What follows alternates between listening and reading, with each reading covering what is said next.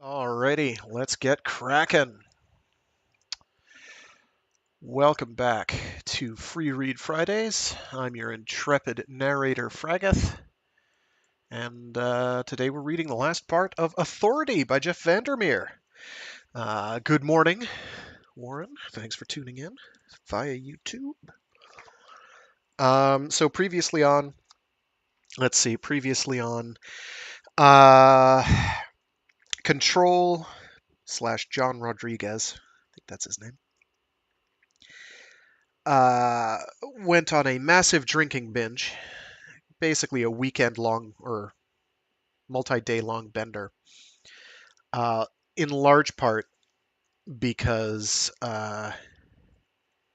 turns out he's been hypnotized and manipulated this entire time. Now, there were little hints that this was the case all along, but we got hard confirmation in the best possible way. He writes out a small little list of instructions, um, and a air horn that'll go off every time a certain amount of time has passed. So every time he hears the air horn, he checks off a line and starts screaming insults at the person over the phone, like 5 times. And then uh, after like the fifth time or so, he starts saying some of the code words that were in the desk, hypnotic keys and subliminal messages that he uses on the person on the phone. The voice, as it turns out, was Lowry, a former director of the Southern Reach and also the only survivor of the first expedition, the incredibly ill-fated first expedition. And as is brought up multiple times, just because someone survives doesn't necessarily mean they're a hero, and certainly doesn't mean that they are someone who can run an organization designed to investigate the thing that killed off in mysterious and horrible ways an entire team of people, bar one person.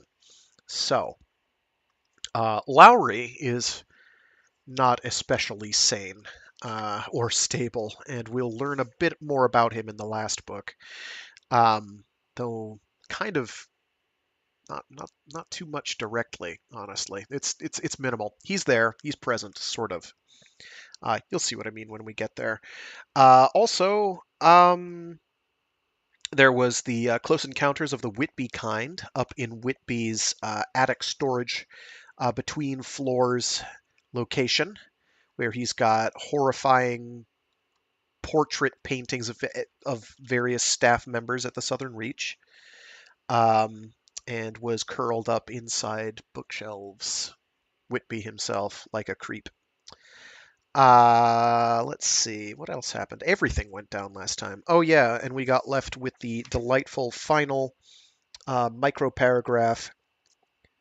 Control reached out for the large double doors, reached for the handle, missed it, tried again. But there were no doors where there had always been doors before. Only wall. And the wall was soft and breathing under the touch of his hand. He was screaming, he thought, but from somewhere deep beneath the sea. And that kicks us off to the final part of the book called Afterlife. More on what's going on at the Southern Reach in a couple pages. Actually, like the actual dissolution of the Southern Reach location, the corruption, if you can call it that, is very brief. We kind of infer a lot. We don't really have a lot of show or tell. Alrighty, let's get moving.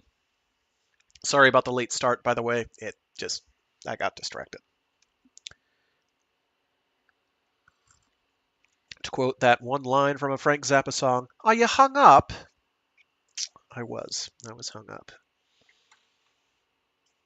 I think that's on. We're only in it for the money. I want to say it's around then.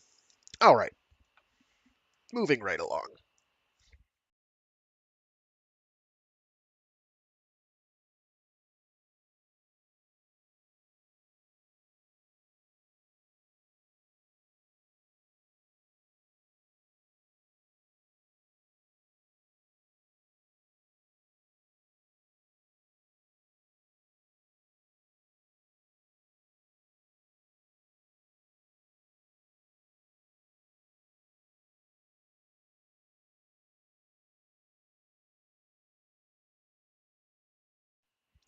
Afterlife. Control, at the heart of a different tragedy. Bleh. Con- Let's try that from the top. I'm sorry. Already. Control, at the heart of a different tragedy, could see nothing but Rachel McCarthy with a bullet in her head, falling endlessly into the quarry. The sense of nothing being real during that time, that the room they had put him in and the investigator assigned to him were both constructs, and if he just kept holding on to that thought, eventually the investigator would dissolve into nothing, and the walls of his cell would fall away, and he would walk out into a world that was real. Then, and only then, would he wake up to continue with his life, which would follow the path it had followed to that point. Even though the chair for the long hours of questioning cut into the back of his thigh and left a mark. Even though he smelled the bitter cigarette smoke on the investigator's jacket, and heard the hiccuping whir of the tape in the recorder the man had brought in as a backup for the room's video recording. Even though the texture of the wall felt like a manta ray from the aquarium, firm and smooth, with a serrated roughness but with more give, and behind it the sense of something vast breathing in and out. A rupture into the world of the rotted honey smell, fading fast but hard to forget, like the swirling flourish of a line of balsamic on a chef's plate. The line of dark blood leading to a corpse on a cop show. His parents had read Tiger, Tiger, Burning Bright to him as a child. They had collaborated on a social studies project with him. His mother on research and his father on cut and paste. They had taught him how to ride a bike. The pathetic little Christmas tree next to the shed linked forever now to the first holiday season he could remember. Standing on the pier in Headley, looking across the river led to the lake by the cottage, where he would fish with his grandpa. Naming the sculptures in his father's backyard became a chess set on the mantel. The wall was still breathing, though, no matter what he did. The impact of a long ago linebacker's helmet to the chest during a scrimmage, surfacing only now so that he had trouble breathing, all the air knocked out of his lungs.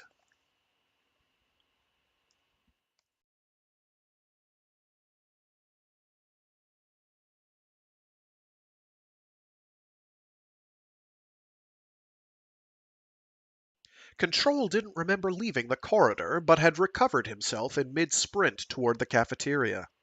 Whitby's Terroir manuscript clenched in a vice-like grip. He meant to retrieve some other things from his office. He meant to go into his office and retrieve some other things. His office. His other things. He was pulling every fire alarm he passed.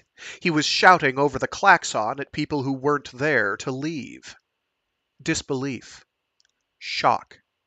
Trapped inside his head the way some were trapped in the science division. But in the cafeteria he was running so fast he slipped and fell. When he got up, he saw Grace, holding open the door leading to the courtyard. Someone to tell. Someone to tell. There was only Wall. There was only Wall. He shouted her name, but Grace did not turn, and as he came up on her, he saw that she stared at someone slowly walking up from the edge of the courtyard through a thick rain, against the burnt umber of the singed edges of the swamp beyond. A tall, dark outline lit by the late afternoon sun, shining through the downpour. He would recognize her anywhere by now. Still in her expedition clothes, so close to a gnarled tree behind her that at first she had merged with it in the gray of the rain. And she was still making her way to Grace. And Grace, in three-quarter profile there in front of her, smiling, body taut with anticipation.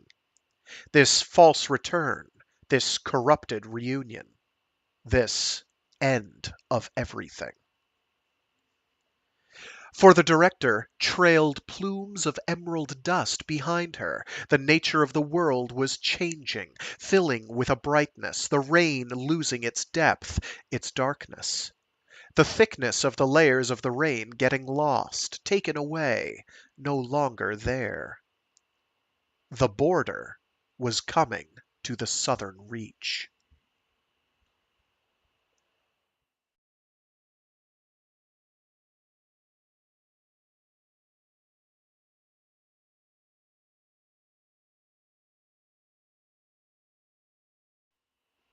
In the parking lot, shoving the key into the ignition, office forgotten, not wanting to look back, not wanting to see if an invisible wave was about to overtake him. Still cars in the parking lot, still people inside, but he didn't care. He was leaving. He was done. A scrabbling, broken nail panic at the thought of being trapped there. Forever. Shouting at the car to start after it had already started. He raced for the gates. Open. No security. No sound from behind him at all. Just a vast silence, snuffing out thought. His hands were curled, claw-like, fingernails dragging into his palms as he clutched the wheel. Speeding, not caring about anything but making it to Headley, even though he knew that might not be any kind of choice at all. Pulling out his phone, dropping it, but not stopping, groping for it as he reached the highway, screeched onto the on-ramp, relieved to see normal traffic. He stifled a dozen impulses. To stop the car and use it to block off the exit. To roll down his window in the rain and shout out a warning to the other motorists. Stifled any impulse that impeded the deep and impervious instinct to get away. 2 fighter jets roared overhead, but he couldn't see them.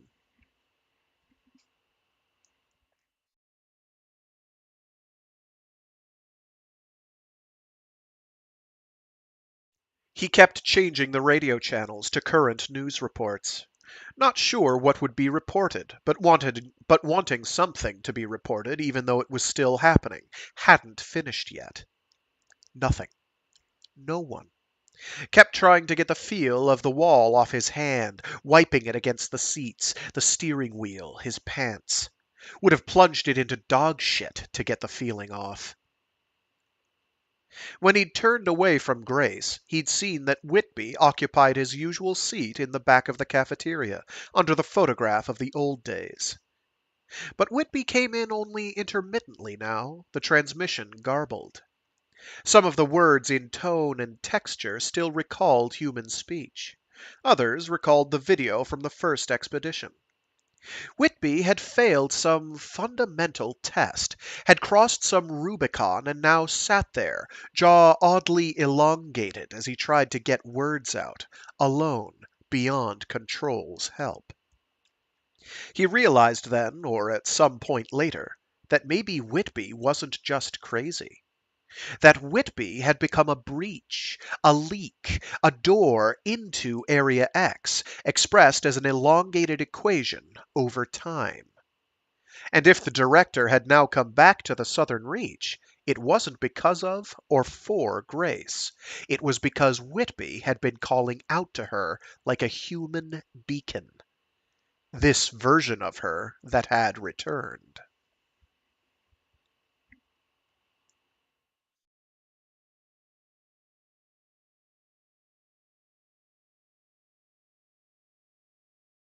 Trapped by his thoughts.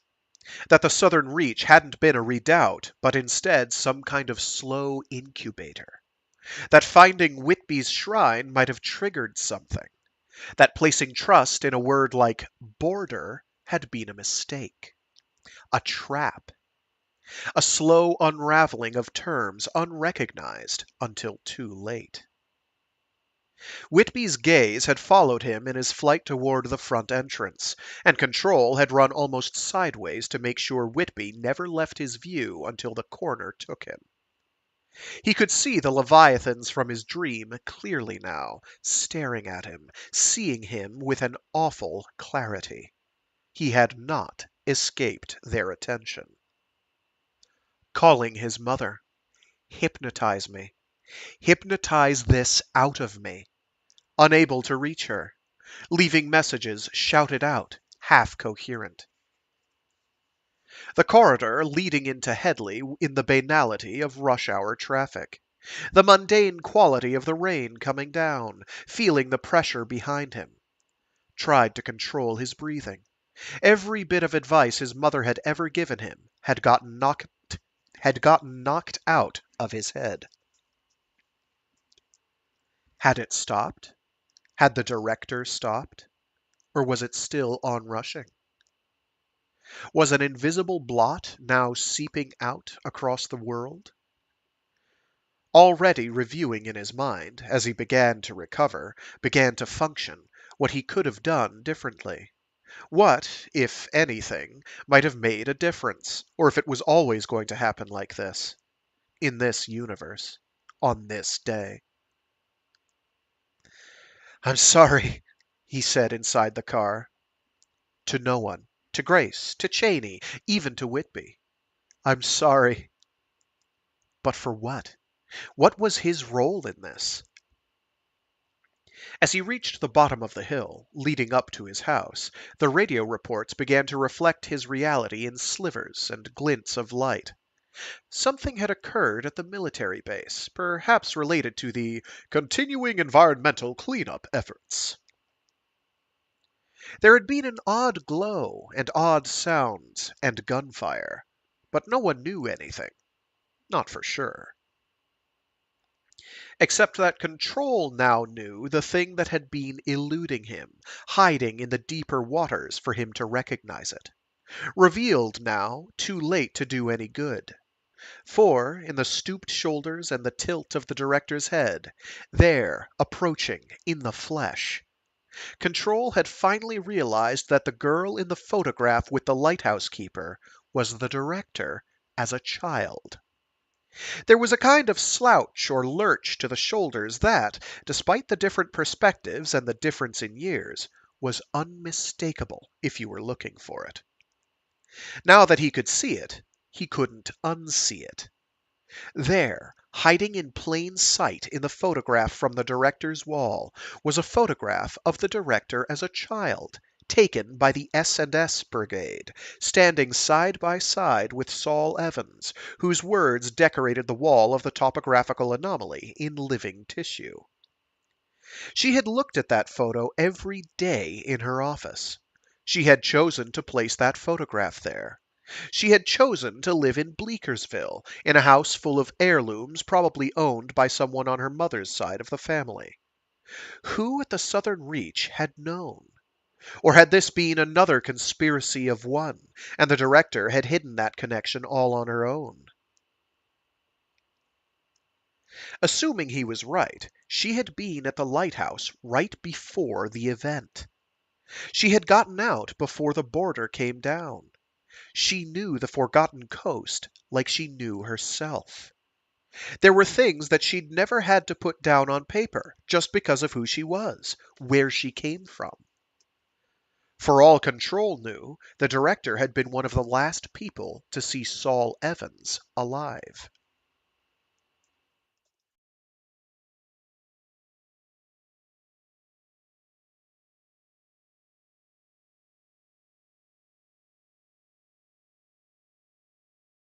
He pulled up in front of the house, sat there a moment, feeling beat up, drained, unable to process what was happening. Sweat dripped off him, his shirt drenched, his blazer lost, back at the Southern Reach. He got out of the car, searched the hidden horizon beyond the river. Was that a faint flare-up of light? Was that the muffled echo of explosions? Or his imagination? When he turned to the porch, a woman was standing on the steps next to the cat. He felt relief more than surprise. "Hello, Mother." She looked almost the same as always, but the high fashion had a slight bulk to it, which meant under the chic dark red jacket she probably had on some sort of light body armor. She'd also be carrying. Her hair was pulled back in a ponytail, which made the lines of her face more severe. Her features bore the stress of an ongoing puzzlement and pain of some kind.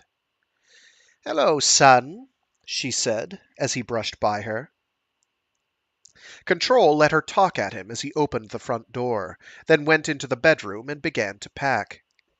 Most of his clothes were still clean and folded in the drawers. It was easy to fit some of them quickly and neatly into his suitcase. To pack his toiletries from the adjoining bathroom, to get out the briefcase full of money, passports, guns, and credit cards. Wondering what to bring with him from the living room in terms of personal effects. Definitely a piece from the chessboard. He wasn't hearing much of what his mother was saying, stayed focused on the task in front of him, in doing it perfectly. Grace had stood there waiting to receive the director, and he had pleaded with her to leave, pleaded with her to turn from the door and to run like hell for some kind of safety. But she wouldn't do it, wouldn't let him pull her away, had summoned a reserve of strength that was too much against his panic. But let him see the gun concealed in a shoulder holster, as if that might be a comfort. "I have my orders, and they are no concern of yours." As he fell out of her orbit, fell free of everything at the southern reach. His mother forced him to stop packing, closed the suitcase, which he had piled too high anyway, and took his hand, put something in it. "Take this," she said. A pill. A little white pill. "What is it?" "Just take it." "Why not just hypnotize me?" She ignored him, guided him to a chair in the corner. He sat there, heavy and cold in his own sweat. "We will talk after you take the pill, after you take a shower," said in a sharp tone, the one she used with him to cut off discussion or debate. "I don't have time for a shower," he said, staring at the wallpaper, which began to blur. Now he would inhabit the very center of corridors. He would put no hand to any surface. He would behave like a ghost that knew if it made contact with anyone or anything, its touch would slide through, and that creature would then know that it existed in a state of purgatory. Severance slapped him hard across the face, and he could hear right again. "You've had a shock. I can see that you've had a shock, son. I've had a few myself in the last few hours. But I need you to start thinking again. I need you present." He looked up at her, so like and unlike his mother. "Okay," he said. "Okay." He took the pill, lurched to his feet while he had the will, headed for the bathroom. There had been nothing recognizable in the director's eyes. Nothing at all.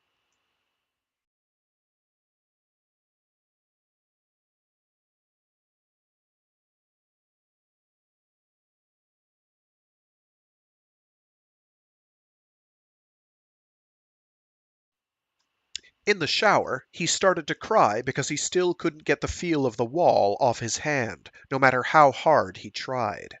Couldn't shake the thinning of the rain, the look on Whitby's face, Grace's rigid stance, or the fact that it had all happened only an hour ago and he was still trying to piece it together. But when he stumbled out, dried himself off, and put on a t-shirt and jeans, he felt calmer, almost normal. There was still a slight wobble, but the pill must have kicked in. He used hand sanitizer, but the texture remained on his hand like an unshakable phantom. His mother was making coffee in the kitchen, but he went past her without a word, through the sudden cold of the air conditioning vent, and opened the front door, letting in a blast of humidity and heat. It had stopped raining. He could see down to the river, to a horizon that held, somewhere, the southern reach. Everything was quiet and still, but there were vague coronas of green light, of purple light, that shouldn't be there. A vision of whatever was in Area X spilling out over the land, spreading out across the river, to Headley. "You won't see much from here," his mother said from behind him. "They're still attempting containment." "How far has it spread?" he asked, shaking a bit as he closed the door and entered the kitchen. He took a sip of the coffee she had set in front of him. It was bitter, but it took his mind off his hand. "I won't lie, John. It's bad. The Southern Reach is lost. The new border isn't far beyond the gates. They're all trapped in there." The suggestion of the rain thinning behind the director. Grace, Whitby, who knew who else, caught up in a true nightmare now. "It might stop there for a very long time."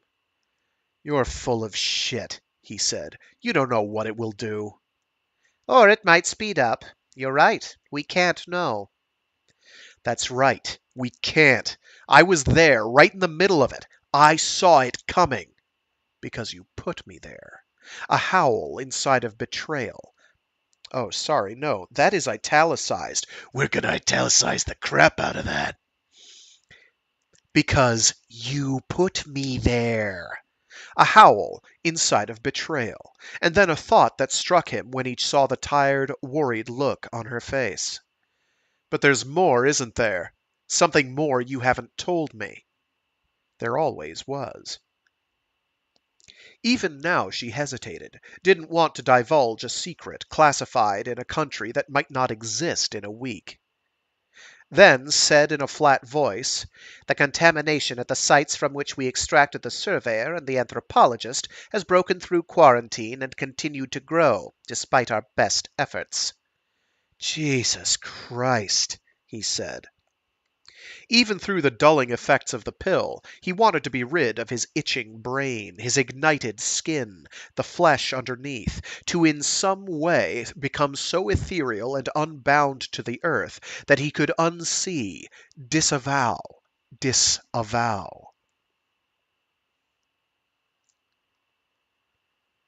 What kind of contamination? Although he thought he knew. "The kind that cleanses everything. The kind you can't see until it's too late." "There's nothing you can do?" A rasping laugh escaped her, like she was trying to cough something up. "What are we going to do, John? Are we going to combat it by starting a mining operation there? Pollute those places to hell and back? Put traces of heavy metals in the water supply?" He just stared at her, unbelieving.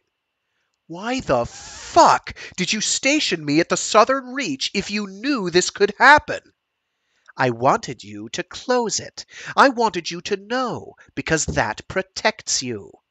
"That protects me against the end of the world?" "Maybe. Maybe it does. And we needed fresh eyes," she said, leaning beside him on the kitchen counter. He always forgot how slight she was. How thin. "I needed your fresh eyes. I couldn't know that things would change this fast." "But you had a clue it might." She kept letting drop bits of information. Was he meant to pick them up, like the gun under the seat, just because she was unraveling? "Yes, I had a clue, John. It's why we sent you. Why a few of us thought we needed to do something." "Like Lowry." "Yes, like Lowry." Lowry, hiding back at Central, unable to face what had happened, as if the videos were now spilling into real life. "You let him hypnotize me. You let them condition me." Unable to suppress his resentment at that, even now. He might never know the extent of it. "I'm sorry, but that was the trade-off, John," she said, resolute, sticking to her story. "That was the trade-off. I got the person I want for the job. Lowry got some kind of control. And you got protection, in a way." Derisive, thinking he knew the answer. "How many others are there at Central, Mother, in this faction?" "Mostly just us, John. Lowry and me. But Lowry has allies. Many," she said in a small voice. Sorry then. Mostly just us, John. Lowry and me. But Lowry has allies. Many, she said in a small voice. Just them. A cabal of two against a cabal of one, the director. And none of them seeming to have it right. And now all of it in ruins. What else? Pushing to punish her because he didn't want to think about the idea of localized area X's. A bitter laugh. We back-checked the extraction locations of the members of the last 11th expedition to see if they exhibit a similar effect. We found nothing. So now we think they probably had a different purpose, and that purpose was to contaminate the southern reach itself. We had clues before, we just didn't interpret them the right way, couldn't agree on what it all meant. We just needed a little more time, a little more data.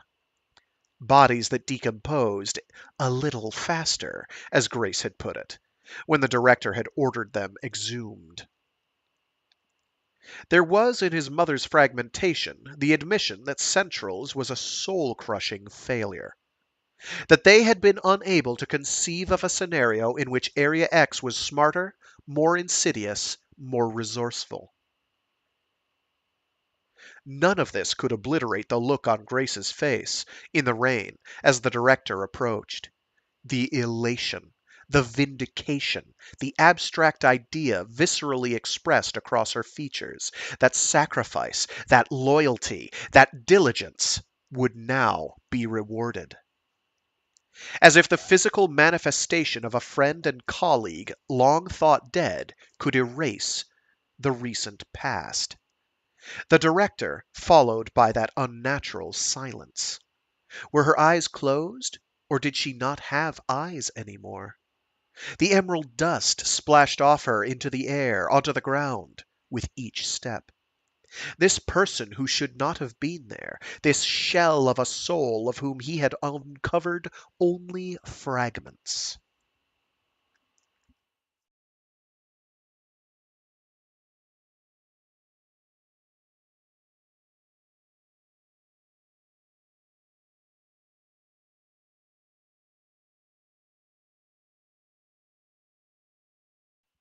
His mother started over, and he let her because he had no choice, needed time to acclimate, to adjust. Imagine a situation, John, in which you are trying to contain something dangerous. But you suspect that containment is a losing game, that what you want to contain is escaping slowly, inexorably, that what seems impermeable is, in fact, over time becoming very permeable, that the divide is more perforated than unperforated, and that whatever this thing is that seems to want to destroy you but has no leader to negotiate with, no stated goals of any kind. It was almost a speech he could imagine the director giving. You mean the Southern Reach, the place you sent me into, with the wrong tools. I mean that the group I've been part of has believed for a while now that the Southern Reach might be compromised, but the majority have believed, until today, that this wasn't just wrong, but laughably ridiculous. How did you get involved? Because of you, John. Long ago. Because of needing an assignment to a place near where you and your father lived. Volunteered. It was a side project, something to watch, to keep an eye on. That became the main course. But why did it have to be me? I told you. Pleading for him to understand. I know you, John. I know who you are. I'd know if you changed. Like the biologist changed. Burning now that she'd put him in harm's way without telling him, without giving him the choice. Except he'd had a choice. He could have stayed where he was, continued to believe he lived beyond the border when that was a lie. Something like that. Or just changed as in became more cynical, jaded, paranoid, or burned out. Stop it. Why should I? I did the best I could. Yeah. Growing up, I mean, John. I did the best I could, considering. But you're still angry. Even now, you're still angry. It's too much. It's too much. Talking around the edge of a catastrophe. But wasn't that what people did if you were still alive? He put his coffee down. There was a knot in his shoulders that might never come out. I'm not thinking about that. That doesn't matter. It doesn't matter now. It matters most of all now, she said, because I may never see you again. Her voice, for the only time he could remember, breaking up. The weight of that hit him hard, and he knew it was true, and he felt for a moment as if he were falling. The enormity, the impossibility of it was too much. How had it come to this point? He barely even knew. No, sorry. Mangled that. How it had come to this point, he barely knew, even though he had been there every step of the way. He brought her close, held her, as she whispered in his ear, "I took my eye off things. I thought the director agreed with us. I thought I could handle Lowry. I thought we would work through it. I thought we had more time." That the problem was smaller. That somehow it was containable. That somehow she wouldn't be hurting him. His mother. His handler. But after a moment, he had to let her go. No way to fully cross that divide, to heal everything that needed to be healed. Not now. She told him one more thing, then, delivered to him like a penance. "John, you should know that the biologist escaped our custody over the weekend. She's been AWOL for the past 3 days." An elation. A surge of an unwarranted, selfish euphoria that came in part from having banished her from his thoughts as the nightmare at the southern reach played out. And now his reward, that she had, in a way, been returned to him.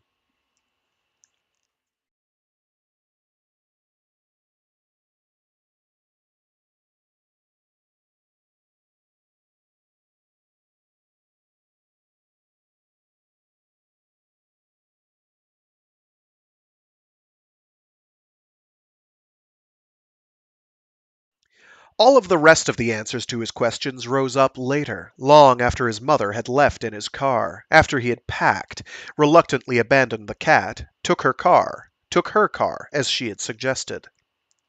But he stopped on a quiet street a few blocks away and hot-wired another car because he didn't trust Central. Soon he was outside of Headley, in the middle of nowhere. He felt the absence of his father terribly as he passed where they had lived. Because his father might have been a comfort now. Because now it didn't matter what secrets he told or didn't tell. At the airport, about 90 miles away, in a city big enough to have international connections, he left his vehicle in the parking lot, along with his guns, and booked 2 tickets. One was to Honduras, with a layover on the west coast. The other had two layovers, and wound up about 200 miles from the coast. The second he bought under an alias. He checked in for Honduras, then sat in the airport bar, nursing a whiskey, waiting for the puddle jumper. Apocalyptic visions of what Area X would absorb if it moved forward came to him. Buildings, roads, lakes, valleys, airports. Everything. He scanned the closed-caption televisions for any news, trying to outthink the people from Central who might be on her trail, might have already picked up her trail.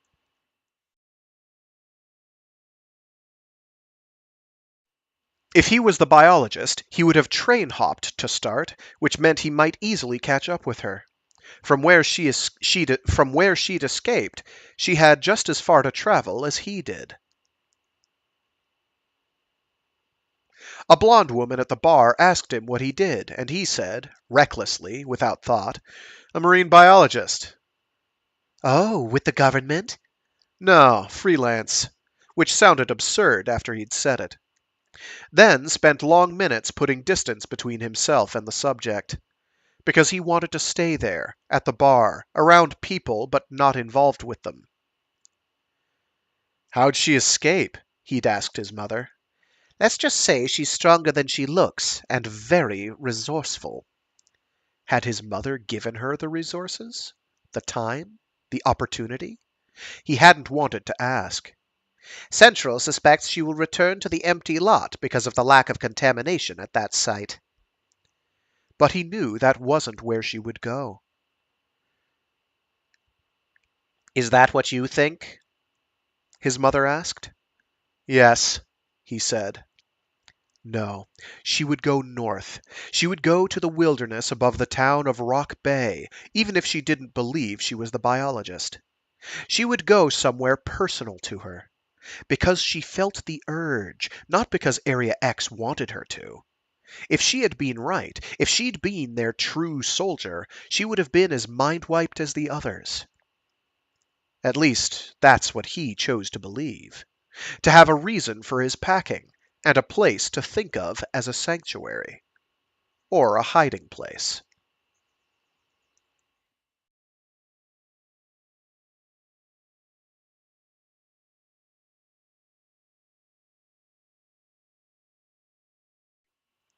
They announced boarding for his flight. He was headed west, yes, but he'd step out at the first connecting flight, rent a car from there, take that rental to another, then perhaps steal a car, always the arc going south, south, suggesting a slow descent. But then he'd go dark completely and head north. He'd actually pulled at Grace to get her away, had taken her hand and pulled her off balance, would have dragged her if he'd been able, shouted at her, given her all the reasons, the primal, visceral reasons. But Grace couldn't see any of it, wrenched away from him with a stare that made him give up. Because it was self-aware. Because she was going to see it through to the end, and he couldn't do that. Because he really wasn't the director. So he let Grace fade away into the rain as the director came up toward the door, and he retreated in mindless panic to the cafeteria, and then out to his car. And then he didn't feel guilty about any of it. A beep from his phone told him that, coming in over some unimaginable distance, he had received the last useless videos from the Southern Reach, from the chicken and the goat. The footage told him nothing, gave him no closure, no sense of what might have happened to Grace. The quality was grainy, indistinct. Each clip was about 6 seconds in duration, and each cut off at the same time. In the first, his chair sat empty until the very end, when something blurred appeared to sit down. It might have been the director, but the outline was ill-defined. The other video showed a slumped Whitby in the chair opposite, doing something peculiar with his hands that made his fingers look like soft coral swaying in a sea current. A wordless droning in the background. Was Whitby now in the world of the first expedition? And if so, did he know it? Control watched both video clips twice, thrice, and then deleted them. This act did not delete the subjects, but it made him more distant from them, and that would have to be good enough.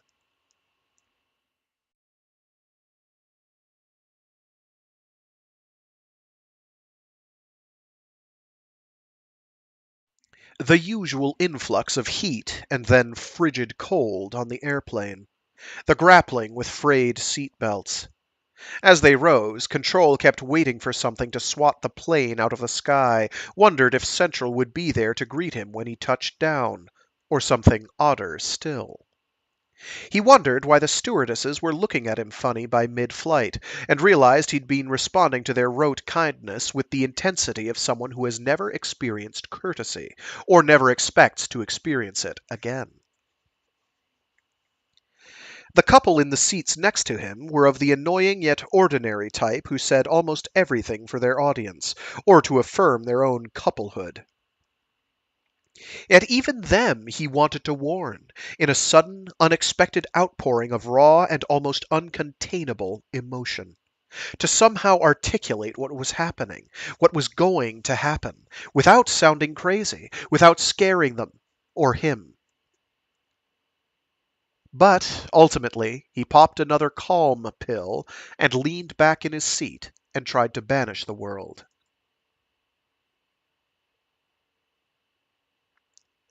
How do I know that going after the biologist isn't an idea you've put in my head? The biologist was the director's weapon, I believe. You said in your reports she doesn't act like the others. Whatever she knows, she represents a kind of chance. Some kind of chance. Control hadn't shared with his mother the full experience of his last moments at the Southern Reach. Not everything he had seen, or that ev- Not everything he had seen, or that whatever the director was now, or wherever she'd grown up, she was less herself than at any point in the past. That whatever plan she'd had was probably irrelevant. And you are my weapon, John. You're the one I chose to know everything. The comfort of the scratched metal armrests with the fat, torn padding on top. The compartmentalized scoops of sky captured by the oval windows. The captain's unnecessary progress reports, interspersed with the stupid but comforting jokes over the intercom. He wondered where the voice was, if Lowry was having flashbacks or freaking out in a more general way. Lowry, his buddy. Lowry, the pathetic megalodon. This is your last chance, Control. But it wasn't. It was, instead, an immolation. If he was remembered at all, it would be as the harbinger of disaster. He ordered a whiskey with ice, to see it gleam, to keep the ice in his mouth and experience the smooth cold with a hint of bite. It helped him fall into a lull, a trough of self-induced tiredness, trying to slow the wheels of his mind, trying to wreck those wheels. What will Central do now? He'd asked his mother. They'll come after you because of your association with me. Would have come after him anyway, for not reporting in and for going after the biologist. What else will they do? Try to send in a 13th expedition, if a door still exists. And what about you? I'll keep making the case for the course I think is right, she said, which she had to know was a huge risk. Did that mean she'd go back, or keep some distance from Central until the situation stabilized? Because Control knew that she would keep fighting until the world disappeared around her. Or Central got rid of her. Or Lowry used her as a scapegoat. Did she think Central wouldn't try to blame the messenger? He could have asked why she didn't just liquidate her savings and head for the most remote place possible. And wait. But if he had, she would have asked him the same thing. At the end of the flight, a woman in the aisle seat opposite told him and his two seatmates to open their window for landing. You gotta open the window for landing. You gotta open it. For landing. Or what? Or what? He just ignored her, did not pass the message on, closed his eyes. When he opened them, the plane had landed. No one had waited for him as he disembarked. No one called out his name. He rented a car without incident. It was as if a different person put the key in the ignition and drove away from everything that was familiar. There was no going back now. There was no going forward either. He was going in sideways, sort of, and as frightening as that was, there was the thrill of excitement, too. You couldn't feel dead this way, or as if you were just waiting for the next thing to happen to you. Rock Bay. The end of the world. If she wasn't there, it was a better place than most to wait for whatever happened next.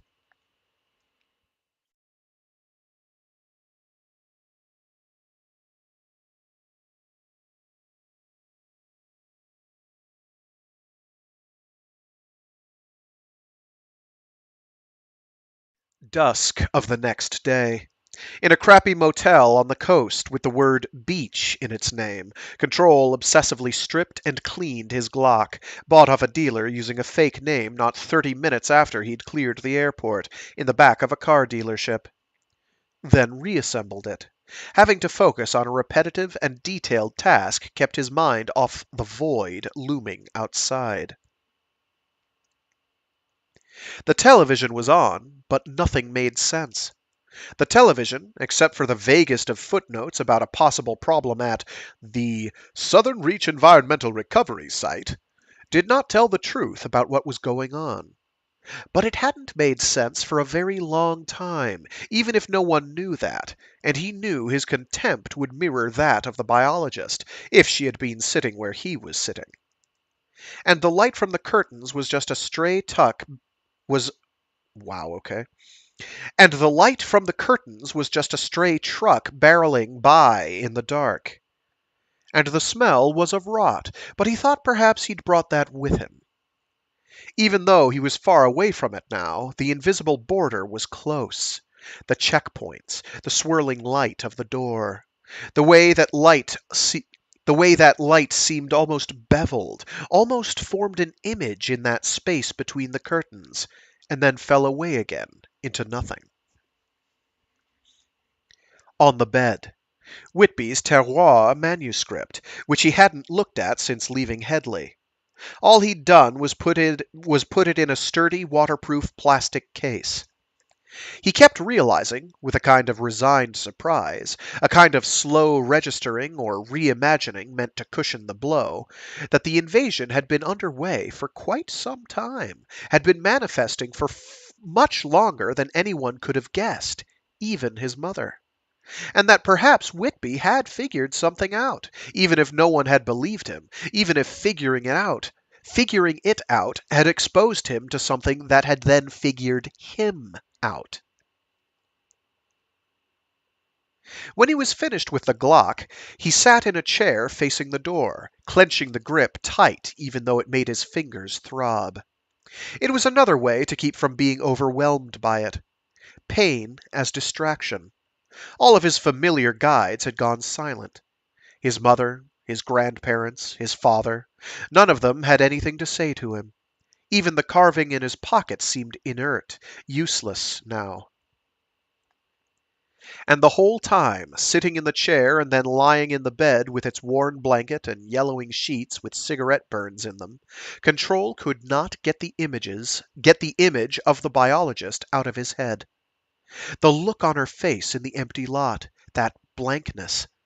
And then, later, in the sessions, the warring of contempt, wildness, casual vulnerability, and vehemence, strength.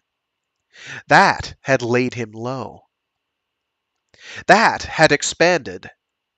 Oh, wait, no. That had laid him low. That had expanded until it hooked into the whole of him, no part of him not committed. Even though she might never know, could give two shits about him. Bad grammar, it's could not give two shits. Boo! Go back to school. Sorry. Even though he would be content should he never meet her again. Just so long as he could believe she was still out there, alive and on her own. The yearnings in him now went in all directions and no direction at all. It was an odd kind of affection that needed no subject, that emanated from him like invisible rays meant for everyone and everything. He supposed they were normal feelings once you'd pushed on past a certain point. North is where the biologist had fled, and he knew where she would end up. It was right there in her field notes. A precipice she knew better than almost anyone, where the land fell away into the sea, and the sea rushed up onto the rocks. He just had to be prepared. Central might catch up to him before he got there, but lurking behind them might be something even darker and more vast, and that was the killing joke. That the thing catching up with all of them would be even less merciful. and would question them until, like a towel wrung dry and then left out in the sun, they were nothing but brittle husks and hollows. Unless he made it north in time. If she was there. If she knew anything.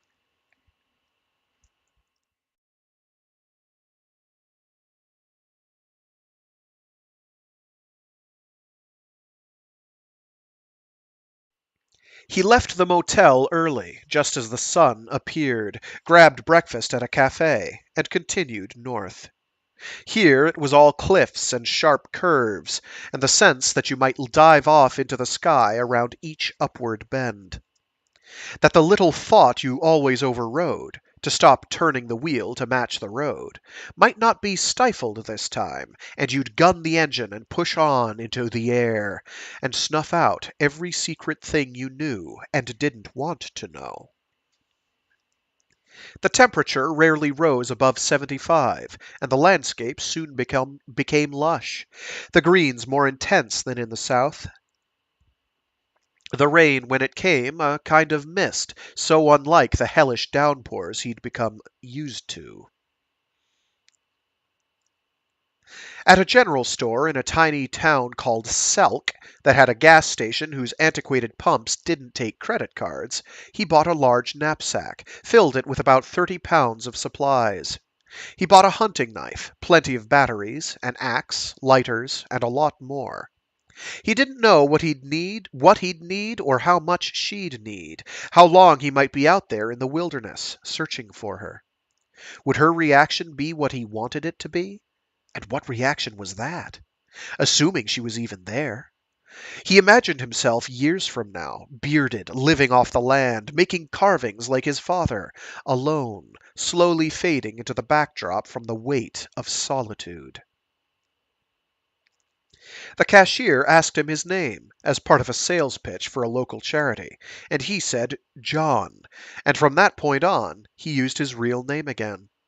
Not Control, not any of the aliases that had gotten him this far. It was a common name. It didn't stand out. It didn't mean anything. He continued the tactics he'd been using, though. Domestic terrorism had made him familiar with a lot of rural areas. For his second assignment out of training, he had spent time in the Midwest on the road between county health departments, under the guise of helping update immunization software. But he'd really been tracking down data on members of a militia. He knew back roads from that other life, and took to them as if he'd never left. Used all the tricks with no effort, although it had been a long time since he'd used them. There was even a kind of stressful freedom to it, an exhilaration and simplicity he hadn't known for a long time.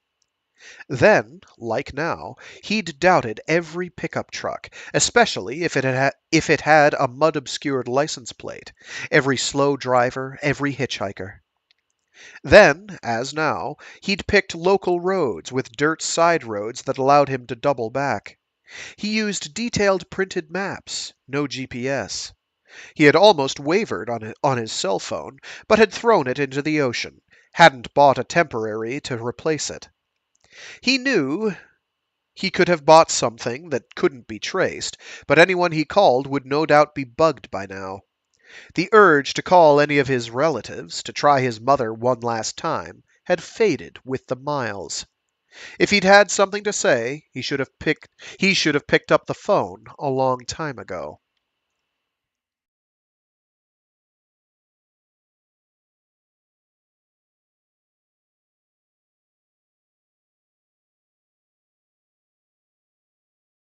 Sometimes he thought of the director as he drove. Along the banks of a glistening, shallow lake in a valley surrounded by mountains, ripping off pieces of sausage bought at a farmer's market. The color of the sky so light a blue, yet so untroubled by clouds that it didn't seem real. The girl in the old black and white photo. The way she had fixated on the lighthouse but never referred to the lighthouse keeper. Because she had been there. Because she had been there until almost the end. What had she seen? What had she known? Who had known about her? Had Grace known? The hard work to find the levers and means to eventually be hired by the Southern Reach. Had anyone along the way known her secret and thought it was a good idea, as opposed to a compromising of the agency? Why was she hiding what she knew about the lighthouse keeper? These questions worried at him. Missed opportunities, being behind, too much focus on Plant and Mouse, on the voice, on Whitby, or maybe he would have seen it earlier. The files he still had with him didn't help. Having the photograph there in the passenger seat didn't help.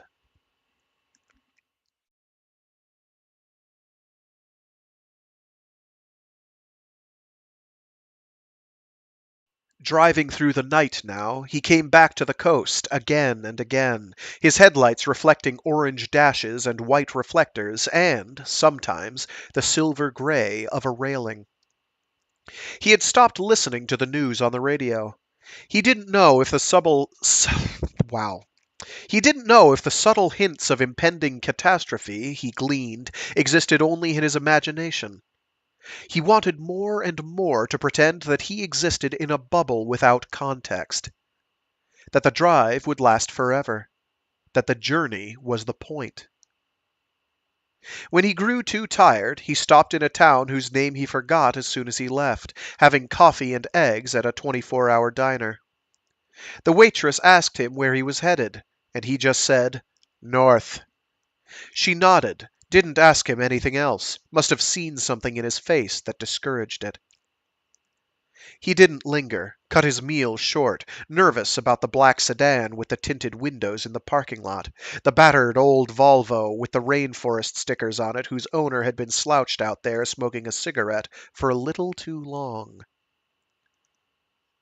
The rain from the sea thickened into fog, brought him to a 20-mile-an-hour crawl in the dark, never sure what would come out of the haze at him. Once a truck rattled his frame to the core, once a deer danced briefly past the headlights like a moving canvas, then was gone. He came to the conclusion, in the early dawn, that it didn't matter if his mother had lied to him. It was a tactical detail, not strategic.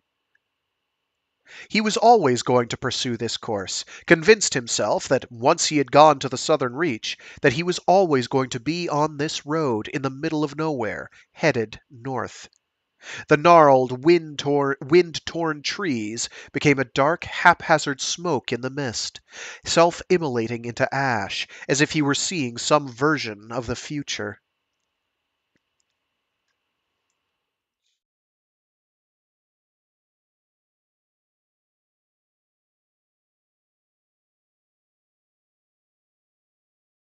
The night before he would reach the town of Rock Bay, John let himself have a last meal. He pulled into a fancy restaurant in a town that lay in the shadow of the coastal mountains, cupped by the curve of a river that looked anemic next to the waves and striations of different colored sand radiating out from the water. Scattered piles of driftwood and dead trees looked as if they'd been placed there to hold it all down. He sat at the bar, ordered a bo- or bleh. He sat at the bar, ordered a bottle of good red wine, a petite filet with garlic mashed potatoes and mushroom gravy. He listened to the humble brag of Yan. Is it a woman or a guy? If it's Yan. Yes, okay. He listened to the humble brag of Yan, the experienced bartender, with a deliberately naive enthusiasm, entertaining stories from stints working overseas in cities John had never visited. The man stared furtively at John at times, from a craggy Nordic face bordered by long yellow hair, wondering, perhaps, if John would ask him what he was doing among the driftwood here at the butt end of the world. A family came in, rich, white, in polo shirts and sweaters and khaki pants as if from a clothing catalogue. Oblivious of him. Oblivious of the bartender, ordering burgers and fries, the father sitting directly to John's left, shielding his kids from the stranger. Exactly how strange, they could not know. They existed in their own bubble. They had just about everything and knew almost nothing. Their conversation was all about sitting up straight and chewing what they ate, and a football game they'd watched, and some tourist shop down in the village. He didn't envy them. He didn't hate them. He felt a curious nothing about them. All of the history here, everything encoded, rendered meaningless. None of it could mean anything next to the secret knowledge he carried with him. The bartender shot John a roll of the eyes as he patiently put up with the kids changing orders and the subtle condescension in the way the father talked to him, while the woman in the military uniform and her two skateboarder friends from Empire Street gathered ethereal to either side of John, staring at the family's meal with unabashed hunger. How many operatives went unremarked upon, never registered, were never heard from, never sustained? Snuffed out in the darkness and crappy safe houses and dank motels. Made invisible, made irrelevant. And how many could have been him? Were still him, laboring here, unbeknownst to this family or even the bartender, still trying, even though it wasn't just the border to Area X that negated people, but everyone in the world beyond. When the family had left, and along with them his companions, he asked the bartender, "Where can I get a boat?" In an agreeably "Where can I get a boat? Where can I get a boat, brah? Where, brah? Boat can I, brah, get, brah? Boat." Okay. Okay. How do you fake sounding conspiratorial? Where can I get a boat? There we go. When the family had left, and along with them his companions, he asked the bartender, "Where can I get a boat?" In an agreeably conspiratorial way. A fellow world-weary traveler, his tone implied. A fellow adventurer who sometimes ignored legality in the same way as the bartender did in his stories. You're the man. You can hook me up. "You know boats?" Yan asked. "Yes." On lakes, close to shore. Anything more and he'd be the punchline of one of Jack's jokes. "Maybe I can help," the bartender said with a grin. "Maybe I could arrange that." The fractured light from a chandelier composed of glass globes lit up his face as he leaned in to whisper, "How soon do you need it?" Now. Immediately. By the morning. But because he wasn't going to drive into Rock Bay.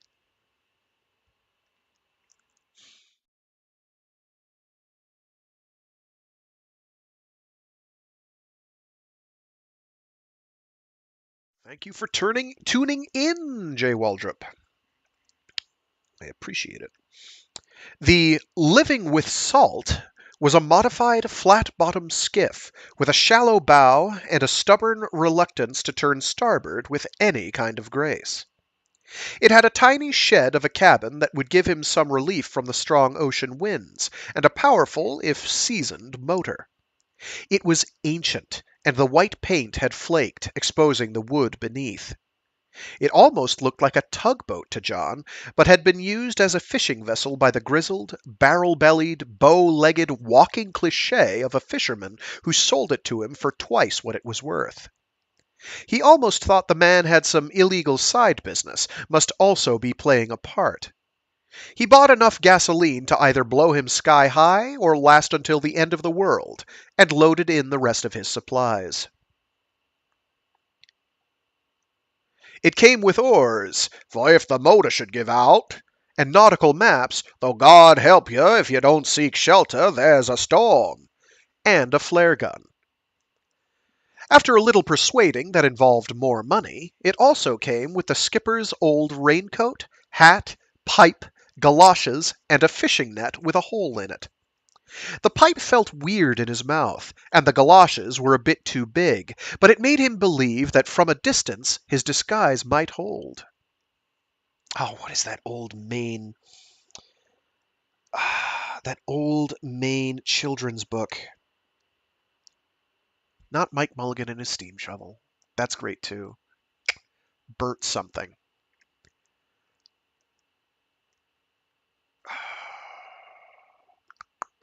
and he's a seafaring guy. Oh my gosh, I I know I have a copy of that book floating around somewhere. I have a couple of my old children's books. Man, Bert Landau? No, whatever. Doesn't matter. Um, Shoot, where was I? I can see this sailor, this swarthy seaman. Bert Dow, Deepwater Man. Thank you, Yuta Man. I say Mainer. It doesn't really apply to Maine specifically, but that's where I was when I got a copy. Back in the halcyon days of my youth, back in my day, we read books. Okay, no, seriously, where was I?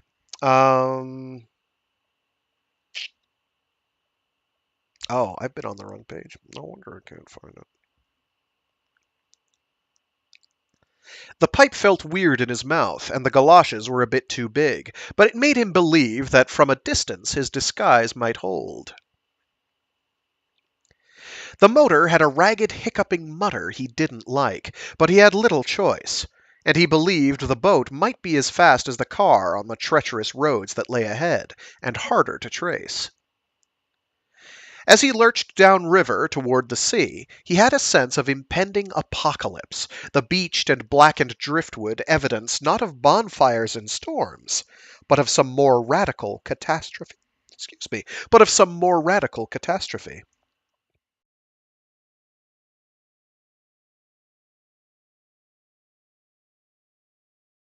As an aside, I do actually want to do more children's books. I think those are great. I just have to dig up my collection. I have to find like ebook or PDF versions of them is part of the difficulty in order to actually show the pictures because that's like half the point. I'm not going to film myself doing it. It's not so much I have a phobia of cameras. I have it, no, just no, not happening. Sorry. Old houses lay among the rocks of the coast, and the few crude beaches as he chugged along through choppy waters and calm waters, struggling to learn the jump and list of the boat, slowly adjusting to the current. Most of the houses were falling apart, and even those awake with lights at dusk seemed only temporarily resurrected. Smoke from grills. People on piers below. They all looked like they'd be gone by winter. He passed an abandoned lighthouse, a low, squat white tower with a black crown. It slid past in silence, the fitted stones showing through the ruined paint, the beacon dark, and he had a startled sense of doubling, as if he were somehow traveling up the coast of an alternative Area X. The sense that he had passed beyond some boundary. Somewhere in the fog, if he looked closely, he'd see Lowry and Whitby wandering lost. Somewhere, too, the Seance and Science Brigade taking their measurements, and Saul Evans walking up the spiral steps of the lighthouse, with a girl, oblivious, playing on the rocks below. Perhaps even Grace, gathering the remnants of the southern reach around her.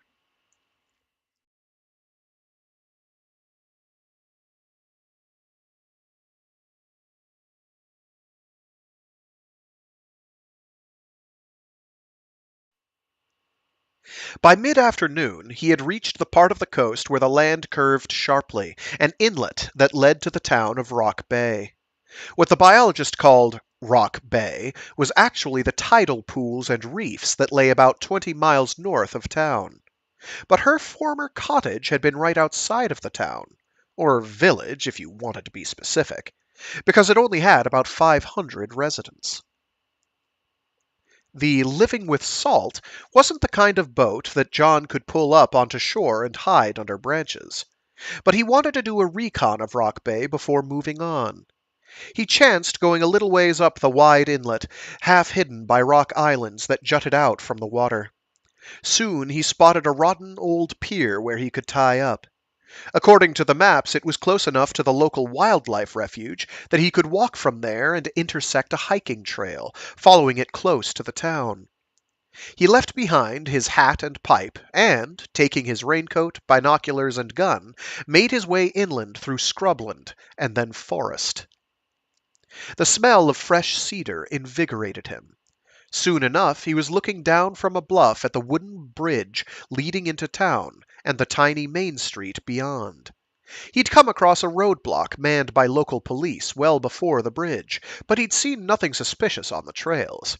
Just a jogger and a couple of teenagers clearly looking for a place to smoke pot. From his vantage now, looking down with his binoculars through the intense tree cover. Oh, okay. Weird comma. From his vantage now, looking down with his binoculars through the intense tree cover, though, he could see half a dozen black sedans and SUVs with tinted windows parked on the main street. The vehicles reeked of Central, as did the two coiffed would-be lumberjacks who stood near the vehicles in bright plaid shirts and jeans and boots that looked too new to have yet been through a slog. If they had come in such numbers, then either this location was one of many being searched, or the biologist was by now only part of a much larger problem, Central fully occupied elsewhere. Somewhere in the south, perhaps. Depending on how well they knew the biologist's habits, they might believe that she'd prefer to hide somewhere farther north, along the coastline. But they'd have to rule out the town and its environs first. All around was dense coastal scrubland, or even denser rainforest, none of it easy to traverse. The kind of terroir even experienced locals could get lost in, once you went beyond the town, especially during the rainy season. On a hunch, he abandoned his position on the bluff and took a trail down and across the stream straddled by the wooden bridge, then up the opposite side back onto a rise that eventually led him over a series of moss-covered, cedar-rich hills into a position near the water. Opposite him, across the narrow inlet, lay the cottage where the biologist had lived. He crept in hunched over. Opposite him, no, wrong sentence. He crept in hunched over zigzag fashion through the breaks in a. This sentence is going to be the death of me. Give me a minute. Not an actual minute, but seconds. I don't know why this is giving me as much trouble as it is. It's the line break I think is throwing me.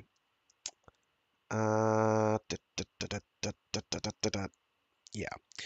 He crept in hunched over zigzag fashion through the breaks in the sharp bramble, lay among twisted black trees with thorny leaves at a good vantage point. The cottage was only a little larger than his boat, and just enough forest had been cleared for a tiny lawn in front and to let a dirt road curl up the rise to the left.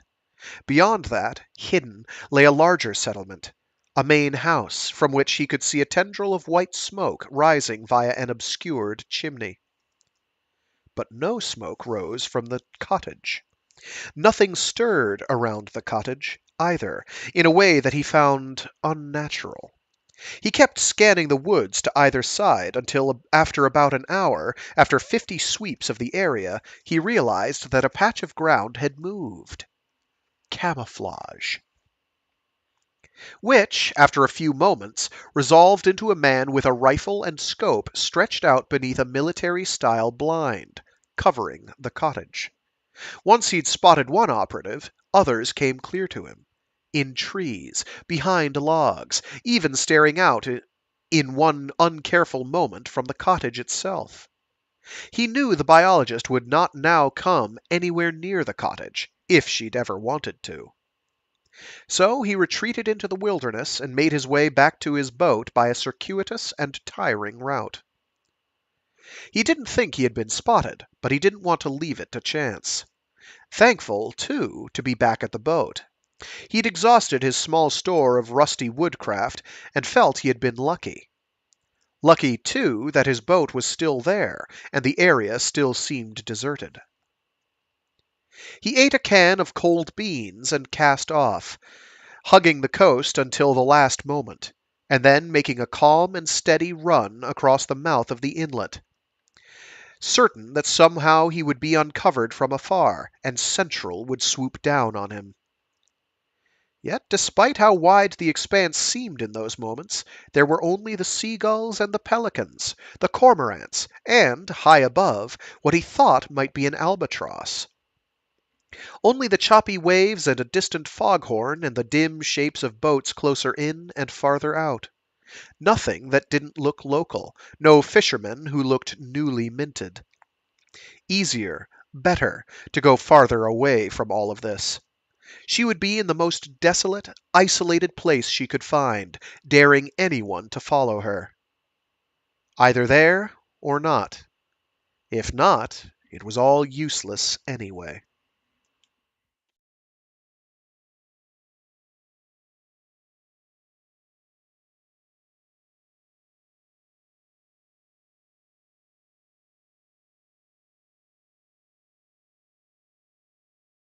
Pursuit felt like an intermittent pulse. It died away and then picked up again. Through binoculars he saw a speedboat far off, curving fast toward him. He heard a helicopter, although he couldn't see it, and spent a nervous 20 minutes in his forehead.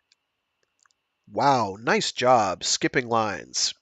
He heard a helicopter, although he couldn't see it, and spent a nervous 20 minutes in pointless fishing with his ripped, useless net, his formless hat pulled down over his forehead, pretending with everything he had to be a fisherman. Then the sounds faded. The speedboat looped back down the coast. Everything was as before, for a very long time. The new landscape above the Rock Bay Inlet was even more foreign to him, and colder. And a relief, as if Area X were just a climate, a type of vegetation, a simple terroir, even though he knew this wasn't true. So many shades and tones of gray, the gray that shone down from the sky, a ceaseless and endless gray that was so still. The mottled matte gray of the water, before the rain, broken by the curls of wavelets, the gray of the rain itself, prickles and ripples against the ocean's surface. The silver gray of the real waves farther out, which came in and hit the bow as he guided the boat into them, rocking and the engine whining. The gray of something large and ponderous passing underneath him and making the boat rise as he tried to keep it still and motorless for those moments, holding his breath, life too close to dream for him to exhale.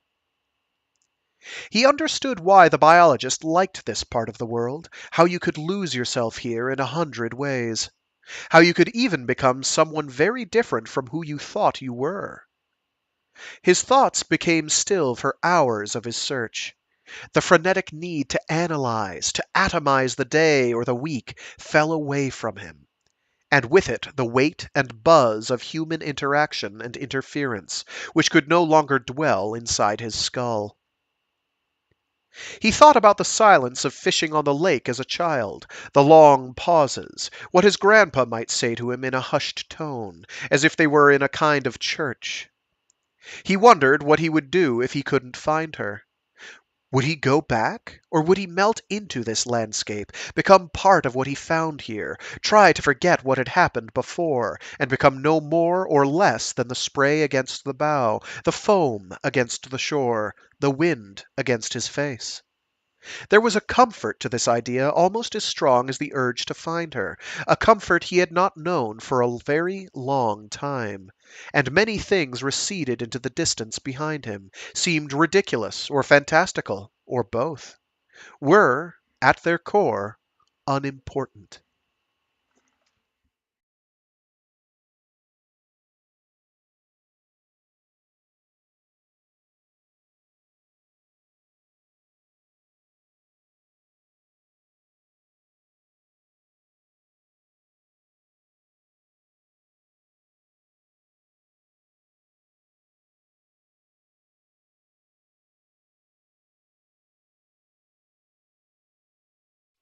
During the nights of his journey farther north, tied up as best he could where the coastline allowed it, the lee of a rock island large enough to shield him, the bottom able to hold the anchor despite the slippery kelp, He began to see strange lights far behind him.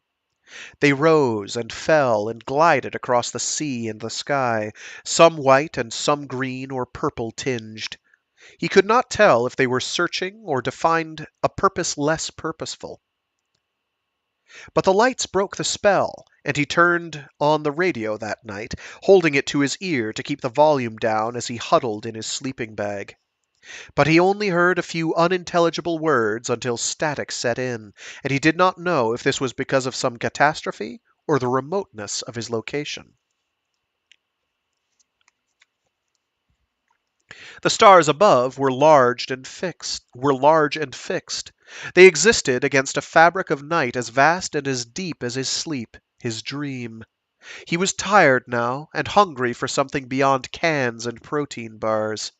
He was sick of the sound of the waves and the sound of his boat's engine. It had been 3 days since leaving Rock Bay, and he had caught no sign of her along the coast, would soon come to the most remote part of the area. He had long since passed the point where anything inland could be reached by road, but only by hiking trail or helicopter or boat. The very edge of anything that could be called Rock Bay. If he kept conserving food and water, he had enough to last another week before he had to turn back.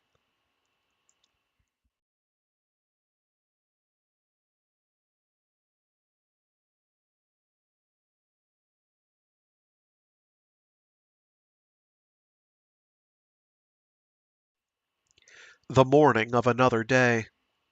In a lull, drifting, he rode into an inlet surrounded by black rocks as sharp as shark fins, as craggy as any mountainside. He'd decided to get close because it looked similar to the coastline sketched in the biologist's field entries. The rocks were covered in limpets and starfish, and in the shallows the 100 bristling dark shapes of sea urchins, like miniature submerged mines. He had seen no one for 2 days. His arms were sore and aching from rowing. He wanted a hot meal, a bath, some landmark to tell him for certain where he was. The boat had begun to take on water. He spent some time now bailing, his fear of moving even a little ways from shore greater than that of running aground on something jagged. The rocks formed a rough line or ridge all the way back to shore, and it was hard to navigate around them. A swell carried him too close, and he rammed up against them, felt the jarring in his bones. He put out an oar to push off. It slid off smoothly at first, and he had to try again, then frantically rowed until he was a safe distance from the suck and roll. It took him a moment to realize why his oar had slid, why there had been no usual grinding crunch. Someone had been eating the limpets and mussels. The rock had been almost bare except for some kelp. He looked through his binoculars, saw that rocks a little farther in were bare too, and closer to shore a few showed pale circular marks where the limpets had resisted their picking. No sign of a fire or of habitation nearby, but someone or something had been grazing on them. If a person, he knew it could have been anyone. Yet it was more than he'd had to go on yesterday. Trepidation and relief and a certain indecisiveness warred within him. If a person, whoever it was, might have already seen the boat.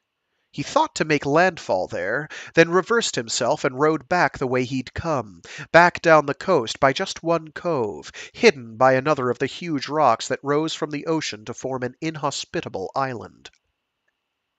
By then, the boat had taken on more water, and he realized that he was going to spend most of his time bailing, not rowing, or worrying about sinking, not rowing.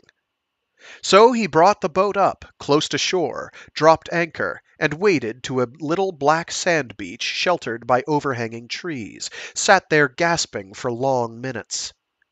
This was his chance. He could try to fix the boat. He could try to turn back, limp back down the coast to Rock Bay. Be done with this. Be done with the idea of this forever. Leave the vision of the biologist in his head, never manifesting in front of him, and then just face whatever had been growing there, behind him. He wondered what his mother was doing in that moment, where she was. Then a flash of Whitby reaching out a hand from the shelf struck him sideways, and of Grace at the door, waiting for the director. He went back out to the boat, took everything useful he could fit into the backpack, including Whitby's Terroir manuscript. Staggering a little under the weight of that, he began to make his way toward the line of black rocks, trying to stay concealed by the tree line. Soon the boat was just a memory, something that had once existed, but not any longer. That night he noticed lights in the sky, again distant, but coming nearer.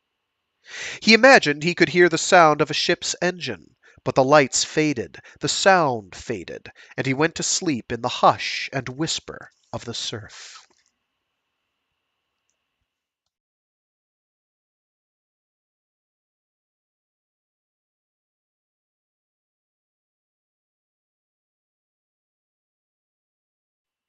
At dusk of the next day, John saw a movement on the rocks, and he trained his binoculars on it. He wanted to believe that the figure was the biologist, that he knew her outline against the worn sky, the way that she moved, but he had only seen her captive, inert, deactivated, different. The first time, he lost her almost immediately from his vantage some distance from the rocks. Couldn't tell if she was coming back in or going farther out. Rocks and form merged and blurred, and then it was night. He waited for the appearance of a light or a fire, but saw neither. If it was the biologist, she was in full survivalist mode. Another day passed, and he saw nothing except seagulls and a gray fox that came to an abrupt halt when it saw him, and then evaporated into the mist that coated everything for far too long. He worried that whoever he had seen had passed on, that this wasn't an outpost, but just another marker on a longer journey. He ate another can of beans, drank sparingly from the water canteen, huddled, shivering, beneath deep cover. He was reaching the end of his woodcraft again, was made more for back roads and small town surveillance than for living out in the wild. He thought he'd probably lost about 5 pounds. He kept taking in deep breaths of cedar and every green, living thing as a temporary antidote.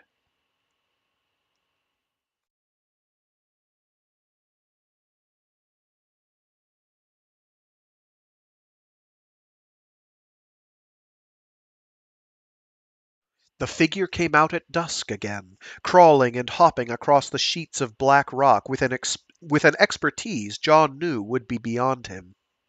As he identified her as the biologist through the binoculars, his heart leapt, and his blood stirred, and the little hairs on his arms rose. A flood of emotion came over him, and he stifled tears. Of relief or of something deeper? He had been existing inside himself for long enough now that he wasn't sure. But he righted himself immediately. He knew that if she got back to shore, she'd disappear into the rainforest. He did not like his odds of tracking her there. If she saw him clamoring after her, though, and he didn't get a chance to confront her, she'd slip through his fingers and he'd never see her again. This, too, he knew. The tide had begun to come in. The light was dull and flat and gray. Again. The wind had become harsh. Out at sea, there was nothing to indicate human beings existed, except for the rising and falling figure of the biologist, and a deep vein of black smoke opening up into the sky from some vessel so far out at sea that it wasn't visible even with the binoculars. He waited until she was more than halfway out, wondering if she'd lost some natural caution because it was still easier to cut her off than it should have been. Then he snuck along the other side of the ridge of rock, hunched over, trying to keep his silhouette off her horizon, although he'd be framed by forest, not the fading light. He had brought the knapsack with him out of paranoia that she or someone else might steal it while he was gone. Although he had stripped it down somewhat, it threw off his balance, made it harder to hold his gun and climb the rocks. He could have left Whitby's manuscript behind, but this had seemed more and more important to keep in view at all times.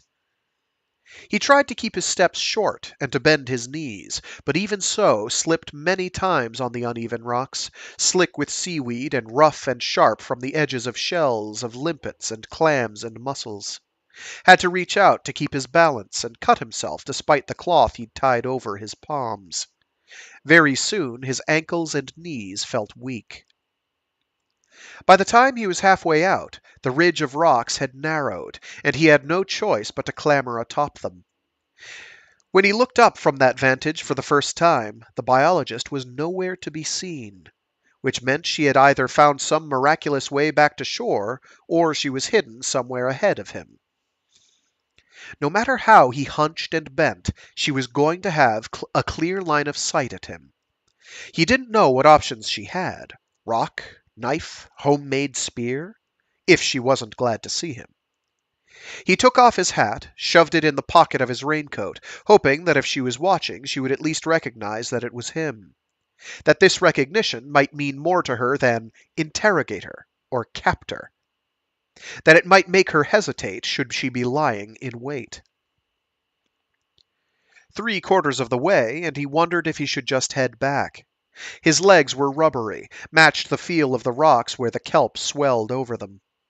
The waves to either side struck with more force, and although he could still see now, the sun a quiver of red against the far horizon, illuminating the distant smoke, he'd have to use his flashlight going back, which would alert anyone on the shore to his presence. He hadn't come all this way just to betray her to others. So he continued on with a sense of fatalism. He'd sacrificed all his pawns, his knights, bishops, and rooks. Abuela and Abuelo were facing an onslaught from the other side of the board. In the tiring, repetitious work of climbing on, of continuing on and not going back, a grim satisfaction spread in a last surge of energy through his body. He had pursued this line of inquiry to the end. He had come very far, this thought mixed with sadness for what lay behind, so many people with whom he'd forged such slight connections. So many people that, as he neared the end of the rocks, he wished he had known better, tried to know better. His caring for his father now seemed not like a selfless effort, but something that had been for him, too, to show him what it meant to be close to someone. At the end of the ridge he came upon a deep lagoon of ever-rippling, encircled water, roughly cradled by the rocks. Lagoon was perhaps too gentle a word for it, a gurgling deep hole, whose sharp and irregular sides could cut a hand or head easily. The bottom could not be seen. Beyond it, just the endless ocean, frothing to get in, smashing against the closed fist of rocks so that the spray flecked his face and the force of the wind buffeted him. But in the lagoon all was calm, if unknowable in its dark reflection. She appeared so close, from concealment on his left, that he almost jumped back, caught himself in time by bending and putting out a hand. In that moment he was helpless, and in steadying himself he found that she had a gun trained on him. It looked like a Glock, like his own, standard issue. He hadn't expected that. Somehow, somewhere, she had found a gun. She was thinner, her cheekbones as cutting as the rocks. Her hair had begun to grow out, a dark fuzz. She wore thick jeans and a sweater too big for her but heavy, and high-quality brown hiking boots. There was a defiance on her face that warred with curiosity and some other emotion. Her lips were chapped. In this, her natural environment, she seemed so sure of herself that he felt awkward, ungainly. Something had clicked into place. Something had sharpened her, and he thought it might be memory. "Throw your gun into the sea," she said, motioning to his holster. She had to raise her voice for him to hear her, even this close. Close enough that with a few steps he could have reached out and touched her shoulder. "We might need it later," he said. We? Yes, he said. More are coming. I've seen the lights. He did not want to share what had happened to the southern reach. Not yet. Toss it, now, unless you want to get shot. He believed her. He'd seen the reports from her training. She said she wasn't good with guns, but the targets hadn't agreed. So there went Grandpa version 4.9 or 5.1. He hadn't kept track of the expeditions. The sea made it disappear with a smack that sounded like one last comment from Jack. John looked over at her, standing across from him while the waves blasted the rocks, and despite the gray and despite the wet and the cold, despite the fact that he might die sometime in the next few minutes, he started to laugh. It surprised him, thought at first someone else was laughing. Her grip tightened on the gun. Is the idea of me shooting you funny? Yes, he said. It's very, very funny. He was laughing hard enough now that he had to bend his knees to keep his balance on the rocks. A fierce joy or hysteria had risen inside of him, and he wondered in an idle, distant way if perhaps he should have sought out this feeling more often. The look of her, against the backdrop of the swell and the fall of the sea, was almost too much for him. But for the first time he knew he had done the right thing in coming here. It's funny because there have been so many other times when I would have understood why someone wanted to shoot me. That was only part of it, and the other part being that he had felt almost as if Area X was about to shoot him, and that Area X had been trying to shoot him for a very long time. You followed me, she said, even though I clearly don't want to be followed.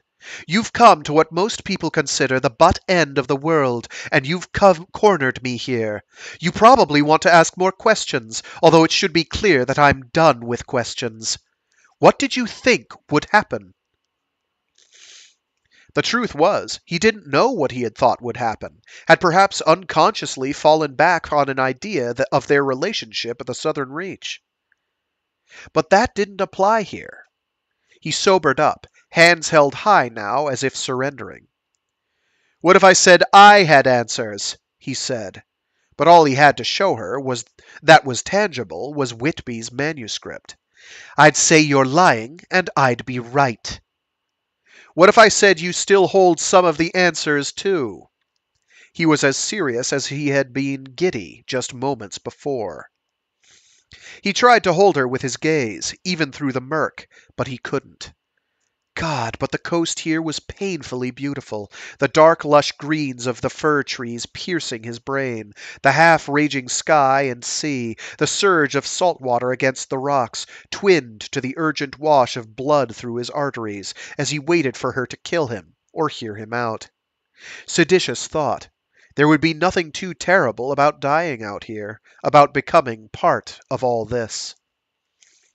I'm not the biologist, she said. I don't care about my past as the biologist, if that's what you mean. I know, he said. He'd figured it out on the boat, even if he hadn't articulated it yet. I know you're not. You're some version, though. You have her memories, to some extent, and somewhere back in Area X, the biologist may still be alive. You're a replica, but you're your own person. Not an answer she had expected. She lowered the gun a little. You believe me, she said. Yes. It had been right there, in front of him, in the video, in the very mimicry of cells, the difference in personality. Except she'd broken the mold. Something had been different in her creation.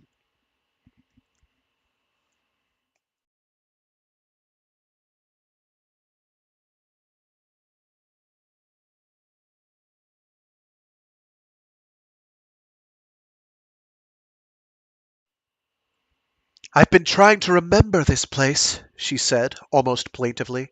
I love it here, but the entire time I've felt like it was the one remembering me. A silence that John didn't know if he wanted to break, so he just stood there. Are you here to take me back? She said. Because I'm not going back. No, I'm not, he said, and realized it was true.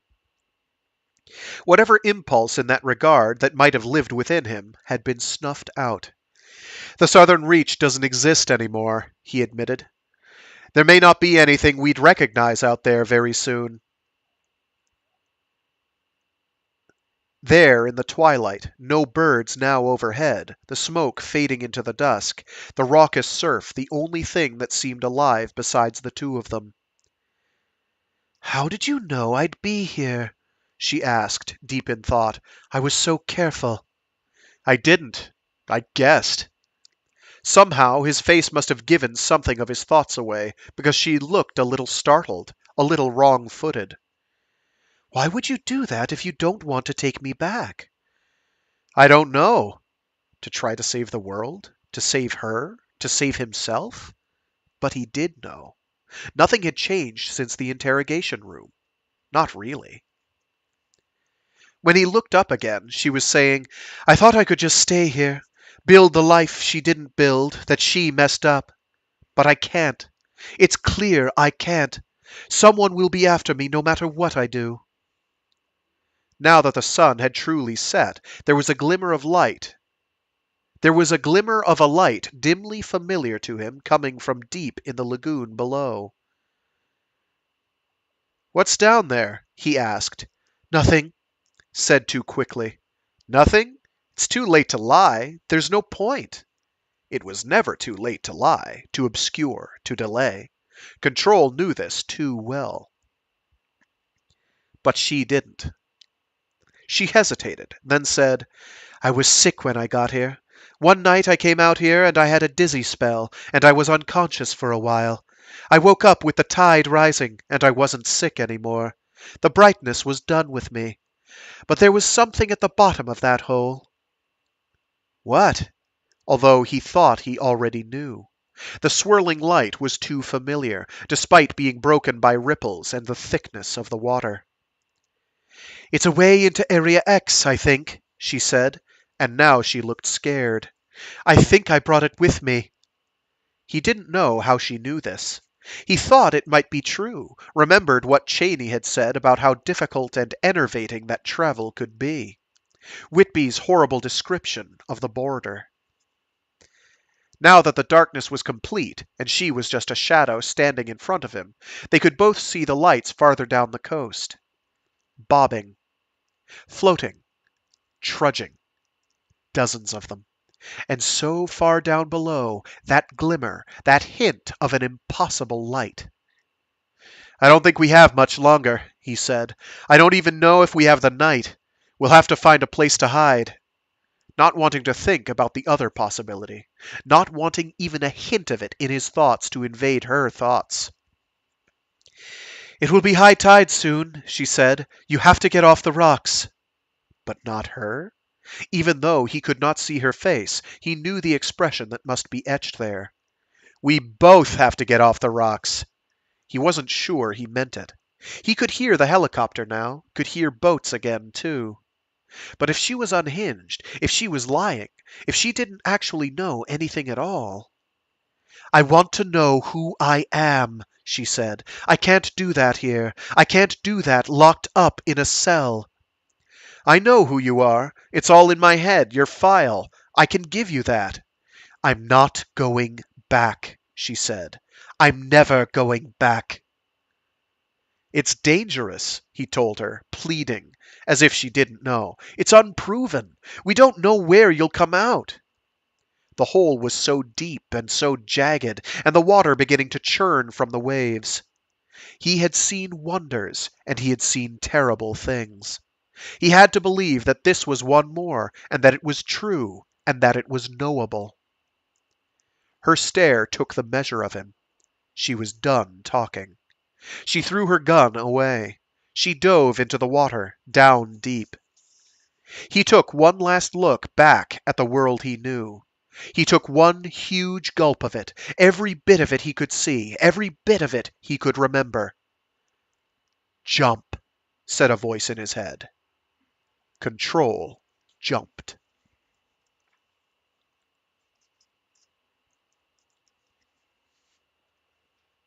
And that was Authority by Jeff Vandermeer. How about it, huh? How about it?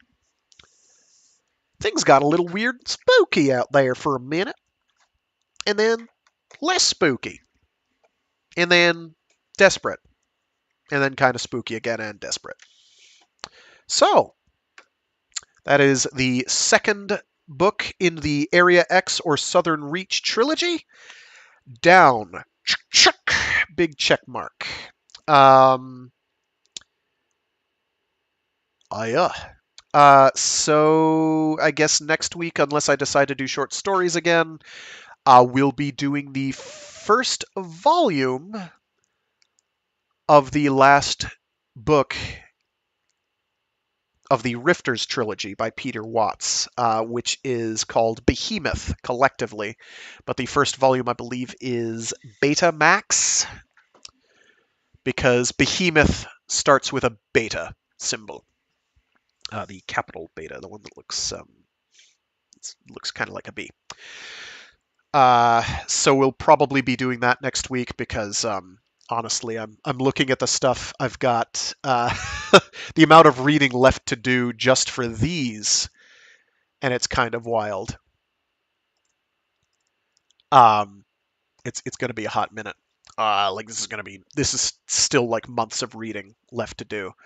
So that is separated into two volumes. Behemoth, one is Betamax and the other is Seppuku.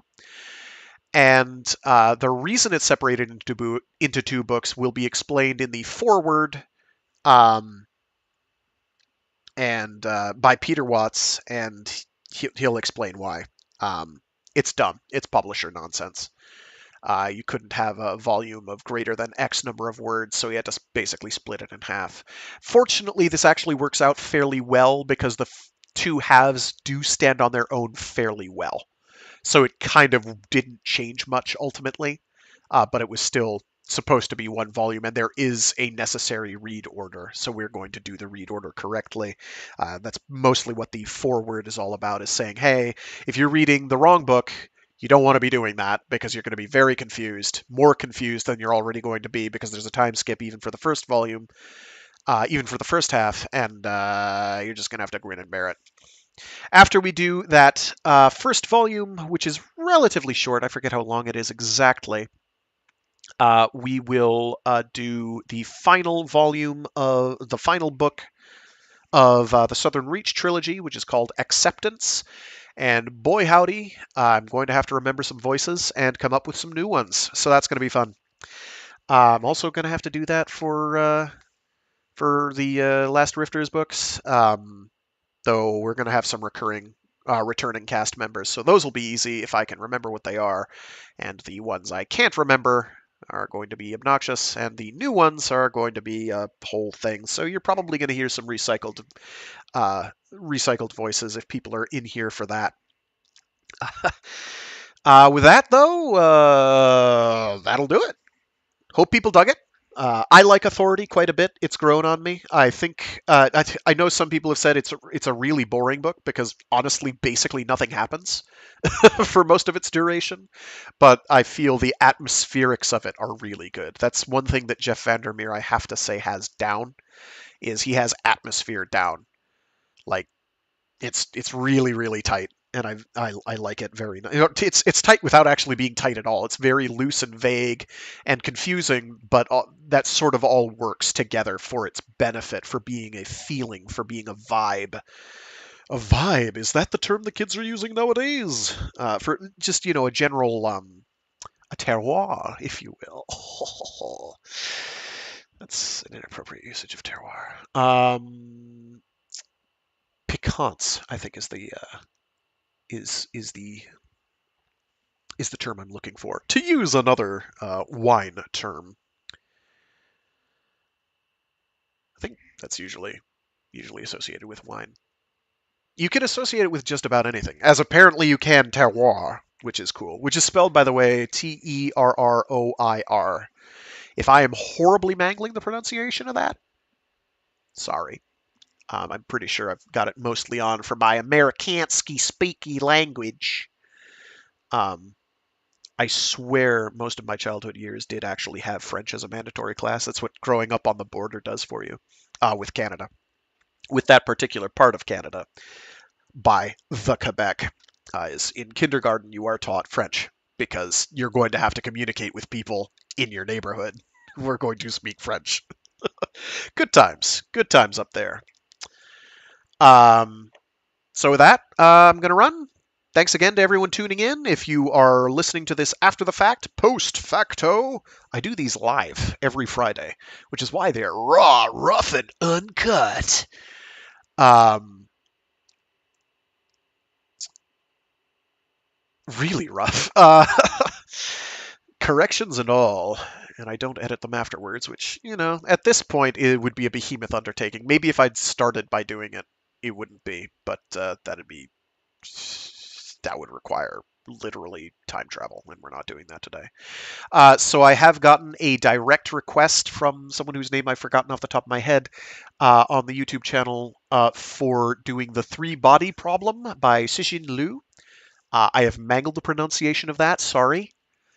Chinese is a tough one for me. I have not actually done a good job of learning pronunciations of that. So that is now a priority.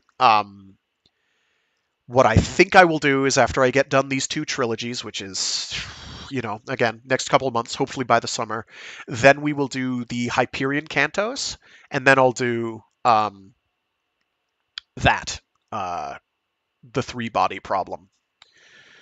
I will at some point get around to doing the sequels, the actual made by the author direct sequels, not the fan fiction ones. There are a lot of fan fiction follow-ups and spin-offs, as it turns out, which I didn't know, but that trilogy is huge in its homeland. It's huge, and it's good. It's quite good. The first book is less of a downer than the subsequent.